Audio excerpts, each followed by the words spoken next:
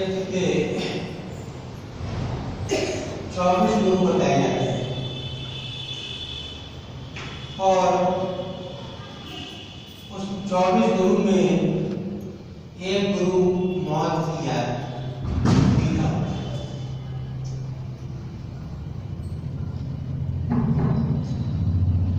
तो इसलिए वाणी में आ रहा है कि मुर्शद पावन जगत में एक वो मौत पहचान। वाणी में कह रही है कि मुर्शद पावन जगत में मुर्शद गुरु और पूर्ण गुरु, मौत भी पूर्ण गुरु है। लेकिन जो इसको गुरु बना दे, हम यदि अपने जीवन में निगाह डालें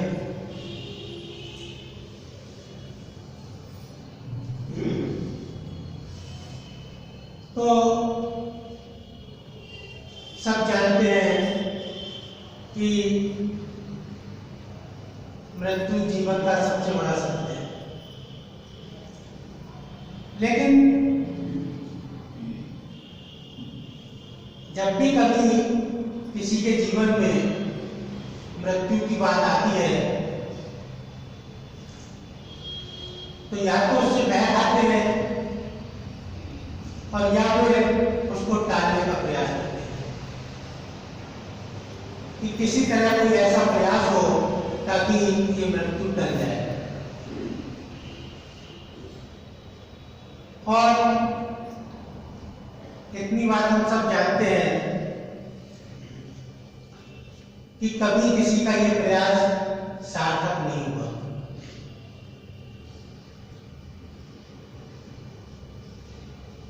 बहुत सी ऐसी घटनाएं शास्त्रों में आती हैं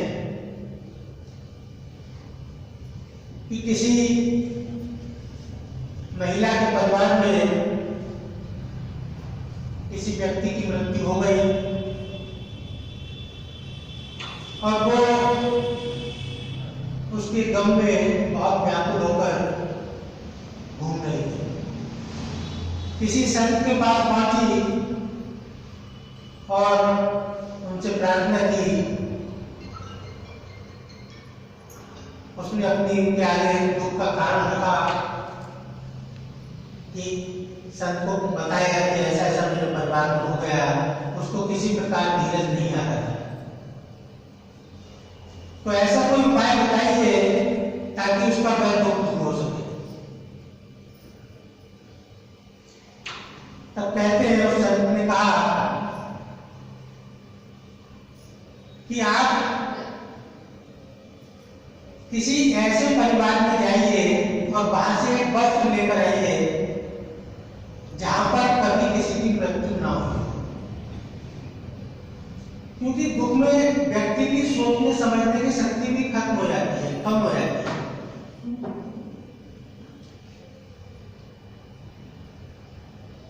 तो जब उस संत ने कहा कि किसी ऐसे परिवार से कोई वस्त्र लेकर आइए जहां पर किसी की मृत्यु ना हुई हो, तो वो फौरन दौड़ पड़ी कि ठीक है, इसमें तो कोई बड़ी बात नहीं है।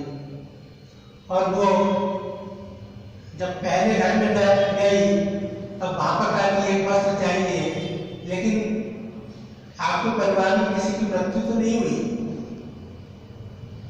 तब उसने कहा कि ऐसा तो नहीं है। पिता की भी डेथ हो गई, दादा की भी मृत्यु हो गई और छोटे बड़े मृत्यु के लिए कोई ऐसा कंपल्सन नहीं है कि कोई सीनियरिटी से चल रही है। यहाँ सीनियरिटी और जूनियरिटी का प्रश्न नहीं है। लेकिन हम सारा जीवन में माने बैठे रहते हैं कि एक निश्चित आयु हमने मान ली कि सब इसी उम्र पर आने पर मृत्यु होगी। यहाँ तक तो एक पक्की बात है। और ये जीव का सबसे बड़ा धोखा हमारा यही पकड़ा है। तो जब पहले घर से निराश हुई, दूसरे घर में पहुंची, वहां भी वही उठाई, वस्त्र तो देने को तैयार हो गए, लेकिन ऐसा कोई परिवार नहीं मिला जहां पर किसी की मृत्यु न हुई। किसी के पिता की मृत्यु हुई, किसी के पति की मृत्यु हुई, किसी के पुत्र की मृत्यु हुई, किसी के मित्र की मृत्यु हुई, सब। और जब अंततः निराश होकर आ गई तब खुद ही समझ में आ गया कि मैं इस दुख से कैसे बच सकती हूँ। और जब संत के पास आई तब मैंने इसका उपाय पूछा कि ऐसा तो कोई परिवार नहीं मिला, फिर आखिर इससे दुख से छूटने का उपाय क्या है। तब इस सत्संग का महत्व आता है कि इस दुख से छूटने का उपाय क्या है।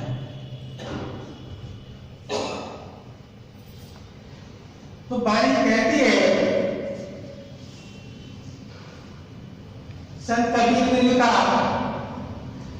कि साधो ये मुर्दों का गांव, इसको मृत्यु लोग पा गया और कह रहे हैं कि ये मुर्दों का गांव है, यहां तो जो आया है वो मृत्यु है। कह रहे हैं ये मुर्दों का गांव, पीर मरी है, पैगंबर मरी है, मरी है जिंदा जोगी, कोई नहीं बचाएगा। पीर, अवतार, योगी, बड़े बड़े राजा मरी है, प्रजा मरी है, मरी है वैद्य और रोगी। रोगी की तो मृत्यु होती है, लेकिन बड़े बड़े जो वैद्य हैं वो भी नहीं बचते। महाराज जी की वाणी में आता है कि वैद्य निरंतर मर गया और मान हकीम, हाजी गाजी ना बचे, खा गया काल।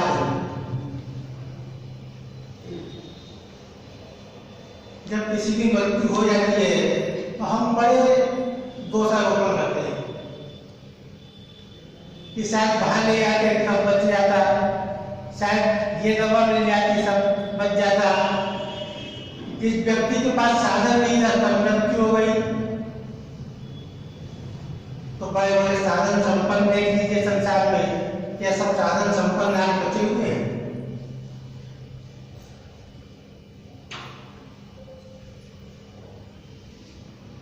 कह रहे हैं वैद्य धनंतर मर गया और मान हकीम, हाजी गाजी ना बचे, खा गया काल धनी।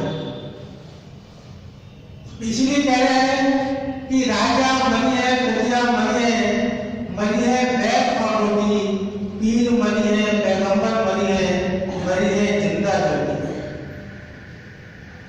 चंदा मरी है, सूरज मरी है, मरी है धरती आकाशा, 14 भुवन के 14 मरी है, इन्हीं का आशा। फिर इसका उपाय क्या है? शास्त्रों में फिर इसका उपाय दिया है। क्या उपाय दिया?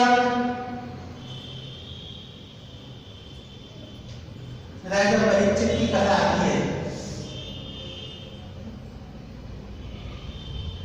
एक बार जब शिकार को निकले और पीछा करते करते वन में भटक गए,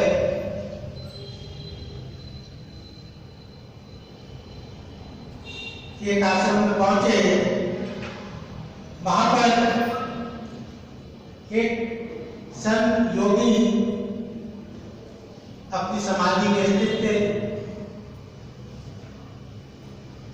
राजा ने उनसे पानी प्यास लग रही थी, पानी के लिए प्रार्थना की, लेकिन वो संत ऋषि समाधि में स्थित थे, उन तक उनकी आवाज नहीं पहुंची। राजा समझे कि ये व्यक्ति कोई मेरी बात को अनसुना कर रहे हैं, उनको क्रोध आ गया और उन्होंने वहां पर एक मरा हुआ सांप पड़ा था, वो अपने तीर से उठाकर उनके गले में डाल दिया। ऋषि अपनी समाधि में थे, उनको तो कुछ पता नहीं चला। थोड़ी देर बाद उनका पुत्र ऋषि वहां पहुंचे और उन्होंने अपने पिता के गले में जब मृत सांप देखा तो उन्होंने अपने ध्यान से उस घटना को पुनरावृत्ति की और उनको पता चल गया कि ये राजा परीक्षित मेरे पिता के गले में ये सर्प डाल के गए। उनको बहुत क्रोध आया और उन्होंने तुरंत ही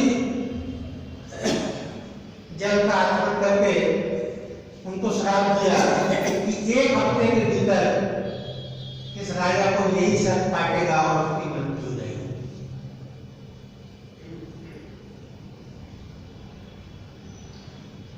जब ऋषि की समाधि टूटी तो पुत्र ने उनको बताया और ऋषि को बड़ा दुख लगा कि भाई वो तो राजा वाला ध्यान किए है, लेकिन क्योंकि उस समय राजा शिकार पर निकले हुए थे, उनके मस्तक पर सोने का मुकुट था और उस सोने का मुकुट सिर पर होने के कारण उनके सिर पर कलयुग सवार था। ये भी एक हमको संदेश है। हम सोने का मुकुट का मतलब संसार की माया, हम इस बात पर ध्यान नहीं देते और सारा जीवन बहुत में माया की ओर रहते हैं, बात ईश्वर भक्ति की करते रहते हैं। तो इसलिए उस भक्ति का जीवन में कोई प्रभाव नहीं होता। क्यों? क्योंकि कलयुग के रूप में वो माया हमारे सिर पर सवार है और इसी कारण इतना न्याय प्रिय राजा होने के बावजूद उनके सिर पर वो कलयुग सवार था और उन्होंने ये कृत्य कर दिया। लेकिन ऋषि समझ गए कि राजा का दोष नहीं था, ये कलयुग सवार था उन पर, इसलिए उन्होंने ये कृत्य किया। और जब राजा घर पर पहुंचे और उन्होंने अपना मुकुट उतारा तो वो माया का प्रभाव भी खत्म हुआ। तो राजा को होश आया कि भाई मैं तो बड़ा अपराध कराया। इतने में ऋषि ने उनके पास दूध भेजा कि भाई मेरे पुत्र से बड़ा अपराध हो गया है और उसने आपको ऐसा श्राप दे दिया। राजा भी अपनी गलती महसूस कर चुके थे और ऋषि ने भी जब उनके पास सूचना भेजी तो राजा ने कहा कोई बात नहीं, मैं इस अपराध का दोषी हूँ क्योंकि मैंने कलयुग के जान में फंस कर ये अपराध किया, तो इसलिए कोई बात नहीं, मैं इस अपराध का वास्तव में दोषी हूँ। अब यही हमारे जीवन में घटना हो जाए और हमको ये पता चले कि 1 हफ्ते बाद हमारी मृत्यु होने वाली है, तो क्या हाल होगा? ये संसार का हाल होता है। हम भी वह में, सारा परिवार वह में, और फिर देखिए कैसी भागदौड़ शुरू होती है। 1 हफ्ते की बात नहीं, केवल एक गंभीर रोग ही पता चल जाए, हफ्ता तो छोड़िए। लेकिन एक न्यायप्रिय भक्तिमान राजा ने इस घटना का क्या प्रभाव हुआ कि उनको उस मृत्यु का कोई भय नहीं सताया और क्या किया कि अब ये जीवन बहुत थोड़ा बचा है, इसका सबसे सार्थक उपयोग क्या हो सकता है वो उपयोग किया जाए। और उपयोग क्या था? लिखा है कि जब राजा परीक्षित ने अपने जीवन के शेष 7 दिन को ज्ञान प्राप्ति और भगवत भक्ति में व्यतीत करने का संकल्प किया। अब यहाँ पर हमको निर्णय ये करना है कि जीवन का बेहतर उपयोग क्या है। अभी उस पर हम विचार करेंगे कि हम सारा जीवन बेहतर उपयोग क्या मानते हैं और जिसके अंदर वास्तव में भक्ति है, गुरु कृपा है, वो बेहतर उपयोग क्या मानता है। तो कहते हैं उन्होंने अपना राज्य पुत्र को सौंप दिया और समस्त राजसी वस्त्राभूषणों को त्याग कर तथा केवल चीन वस्त्र धारण कर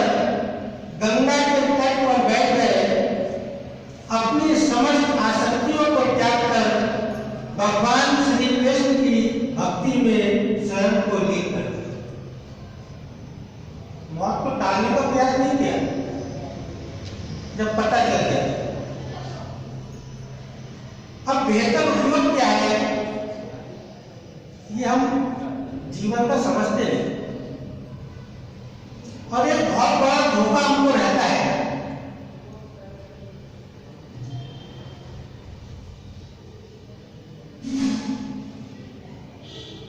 क्या धोखा? सारा जीवन एक भय तो हमेशा बना रहता है। कोई व्यक्ति संसार में मृत्यु के भय से मुक्त नहीं है। आप देखिए, परिवार का कोई भी सदस्य यदि आपका किसी काम से गया हो और आपको कोई ऐसी घटना सुनने में आ जाए कि रास्ते में कोई ऐसी घटना हो गई, सबसे पहले अपना मन आशंकित होता है अपने उस प्रियजन के प्रति कि कहीं उसके संग कोई ऐसी घटना नहीं हो गई, और हम सारा जीवन इसी भय में खड़े रहते हैं। लेकिन यही खड़े रहते हैं, इससे आगे नहीं बढ़ते।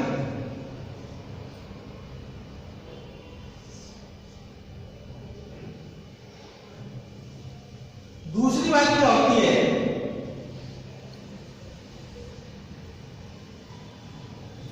ये एक बहुत बड़ा धोखा जो जीव के संग है, सबके संग, इस मृत्यु का भय बना रहता है और फिर उसका इंतजाम करते हैं। क्या इंतजाम? कि मेरे जीवन में जितना मैंने परिश्रम किया है, किस बात पर परिश्रम और किस बात पर करते हैं सारा जीवन? आप देख लीजिए, सारा जीवन हम सब ये कहते हैं कि मैं बहुत परिश्रम करता हूं, बहुत व्यस्त हूं। तो ये व्यस्तता और परिश्रम किस काम का है?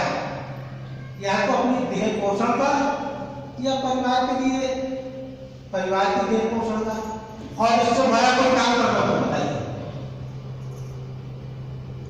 या तो अपनी देह पोषण का और यह परिवार के सदस्यों का,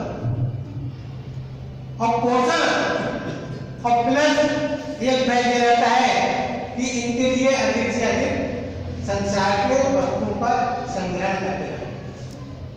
और इससे ज्यादा महान हमारे जीवन में कोई कर्म हो रहा हो तो आप विचार करिए।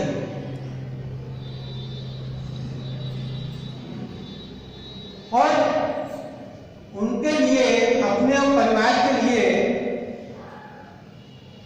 संसार की वस्तुओं का संग्रह करने में इतने बिजी हो गए, इतने व्यस्त हो गए कि ये सोच लिया कि मेरे बाद इनको कोई कष्ट नहीं आए, और जितनी मैंने संपत्ति इकट्ठी की है ये इनके पास सुरक्षित है। जितनी मैं मेहनत कर रहा हूं ये मेरे पीछे जो परिवार है ये इसको संभाल कर रखेगा, या ये इनके काम आएगा। ये दो बातें हम सारा जीवन, और इसी बात को ध्यान में रखकर आंख बंद करके सारा जीवन दौड़ते रहे कि मैं चला जाऊंगा तो कम से कम पीछे तो बने रहेंगे और मेरी संपत्ति को ये संभाल कर रखेगा। अब देखिए, यह एक बड़ी महत्वपूर्ण बात। महाराज जी ने क्या लिखा, ये बात हम नहीं समझते, लेकिन सब इस विज्ञान को जानते हैं। वो क्या लिख रहे हैं? देह और संसार का कोई भेद नहीं है। ये बड़ा भारी धोखा है। देह और संसार का कोई भेद नहीं है। हम देह और संसार का भेद समझते हैं। कैसे? कि ये देह नष्ट हो जाएगी और संसार हो जाएगा। तभी तो हम ये कहते हैं कि ये संपत्ति इस पुत्र के नाम, वो उसके नाम, ये बोले अपनी सब व्यवस्था कर दी कि मेरे बाद कम से कम मेरी संपत्ति बनी रहेगी और मेरा परिवार बना रहेगा।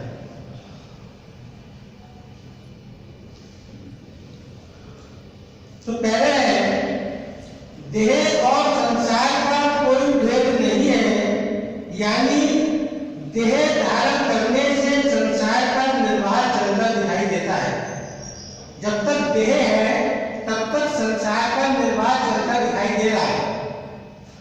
देह के नाश होने से जाहिर संसार अलोप हो जाता है। ये बड़ी महत्व की बात है। अब आप समझ लीजिए कि आपकी मेहनत कहाँ गई। आपकी देह का नाश हुआ, मृत्यु होती तो देह तो नाश हो जाती है या बची रहती है। अब ये योगी की बात है और शास्त्र की बात है, क्या कि देह के नाश होने से जाहिरी संसार अलोप हो जाता है।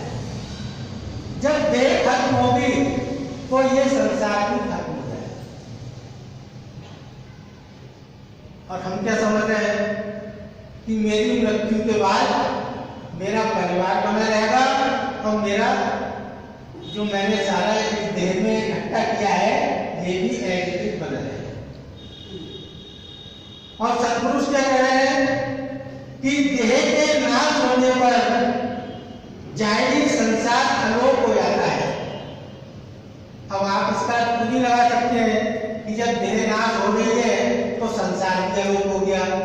तो अब अर्थ लगा लीजिए क्या मतलब हुआ इसका, कि देह के नाश होने पर संसार बना रहेगा मेरा। और हम सारे जीवन इस उसमें लगे रहते हैं कि मैं चला जाऊंगा, मैं इनके लिए कर रहा हूं।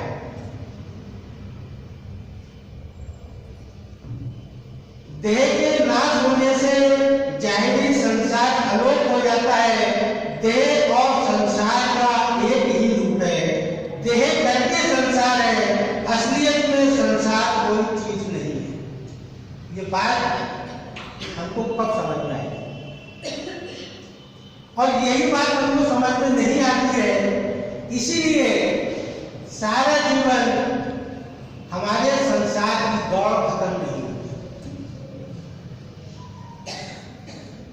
हम पे क्या खाने को नहीं है, पहनने को नहीं है, रहने को नहीं है, सब कुछ है, लेकिन और ये भी मालूम हम छोड़ कर जाएंगे, लेकिन एक धारणा ये बना रखी है कि छोड़ के जाऊंगा तो पीछे इसको संभालने वाले मौजूद हैं। और इसमें हम अपना वर्तमान जीवन व्यर्थ में खत्म करते हैं। इस बात का खुद लगा लीजिएगा पड़ रहा है। दार्शनिक को इतनी सामर्थ नहीं हो सकती कि जो सत्पुरुष के वचन उसको रियल एक्सप्लेन किया जाए या समझा जाए, लेकिन आप इसको खुद पढ़िए और इसका अर्थ लगाइए कि देह के नाश होने से जाहिरी संसार अलोप हो जाता है। देह और संसार का एक ही रूप है। देह करके संसार है, असलियत में संसार कोई चीज नहीं है। बहुत लगा लीजिए। और नहीं आ रहा हो तो एक स्वप्न की आप तुलना कर लीजिए, स्वप्न से इसकी समझ लीजिए कि जब हम रात को स्वप्न देखते हैं तो कितनी हमारे पास संपत्तियां होती हैं। माँ पुत्र भी होता है, पत्नी भी होती है, पिता भी होते हैं, मकान भी होता है, संपत्ति सब कुछ होता है। और जब आप उस स्वप्न से बाहर आते हैं या आपका वो स्वप्न वाला शरीर खत्म होता है, स्वप्न का शरीर अलग होता है ना, जो शरीर हमारा ये है तो बिस्तर पर पड़ा होता है और हम देखते हैं पहले रात में उस स्थान पर गए तो वो शरीर अलग होता है। तो जैसा वो शरीर होता है स्वप्न वाला, वैसा ही संसार होता है। स्वप्न वाला शरीर है तो स्वप्न वाला संसार है। ये संसार नहीं होता उस समय। जो महाराज जी कह रहे हैं कि जैसा शरीर है वैसे संसार है। तो जब स्वप्न वाला शरीर था तो स्वप्न वाला ही संसार था। अगर आपका जो भाई था जो स्वप्न में जिससे हम बात कर रहे थे वो रियल नहीं था उस समय, वो भी स्वप्न वाला था। अगर रियल हो तो आप उससे सुबह को तो पूछो कि हमारी तुम्हारी कोई बात हुई क्या? वो कहता हमारी बात नहीं। वो स्वप्न के शरीर से आपने बात की तो स्वप्न के भाई से बात की। आप स्वप्न में कहीं पर पैसे रख आइए और जब जागे तो उस स्थान पर जाइए कि रात को मैंने रखे थे, क्या वहां आपको मिलेगा कुछ? क्यों? स्वप्न का संसार है। स्वप्न का शरीर खत्म हुआ, स्वप्न का संसार खत्म हो गया। तो यही इस शरीर की हालत है। जब ये शरीर खत्म होता है तो ये जाहिरी संसार खत्म हो जाता है। अब आप सोचिए कि मैं शरीर में जो काम कर रहा हूं इसलिए कि मेरे बाद में जो होगा वो बना रहे, तो ये कितना बड़ा धोखा है रियल? तो ये सत्पुरुष ये मार्ग देते हैं। आपने कॉपी दी और उसका एक प्रश्न अपने जीवन का खोला। जीवन क्या है? कॉपी का प्रश्न है। उस पर अपना नाम लिखा, आपका नाम हो गया। उस पर लिखा मेरा पुत्र, लिख दिया आपने। मेरी पत्नी, मेरा धन, मेरा परिवार, सब कुछ लिखा। और वो नाम आप काट के फेंक दीजिए, उस नाम को काट दीजिए। अब बताइए किसका रहा? किसका रहा? ये जीवन का है। तो जब तक ये शरीर है तब तक ये संसार है, और जब ये शरीर खत्म हुआ ये संसार खत्म। फिर क्या करना है? अब आप मुझे निर्णय कीजिए कि हम आंख बंद करके सारी जीवन जो प्रयास कर रहे हैं, क्या वो सब सार्थक प्रयास है या वो उचित प्रयास है? तो जो करना था वो तो किया नहीं, और बस एक धोखे में कि बस संसार के सुख बढ़ाए जाओ, संसार के पदार्थ बढ़ाए जाओ।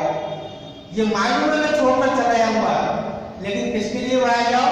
जो मेरे पीछे मेरा संसार है। तो ये इस धोखे से हमारी आंख खुल जाए। सत्पुरुष हमको यही समझाना चाह रहे हैं कि मौत की याद, ये मौत की याद हमको जो बताती है कि मृत्यु के पश्चात मेरा ये जितना सब कुछ बनाया हुआ है ये सब कुछ खत्म हो जाए। तो इसमें से सार्थक प्रयास हमको क्या करना है? तो निर्णय कीजिए कि सार्थक प्रयास क्या है?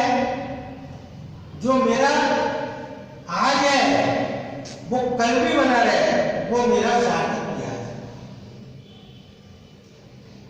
इसलिए सतगुरु जी कह रहे हैं कि जिसको मौत का भय है वह ही सबका साधन कर सकता है। जो ज्ञान रहना चाहिए कि मैं क्या कर्म कर रहा हूं, किस लिए कर रहा हूं। कुछ वचन, 2-3 वचन है महाराज जी के, कह रहे हैं इसलिए मौत को दूर बनाया।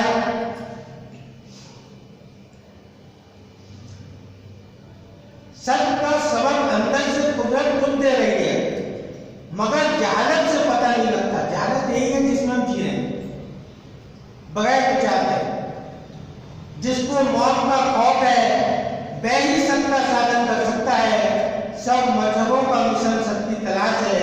इस बात से बात विवाद को दूर करके सच्चाई की तलाश करनी चाहिए।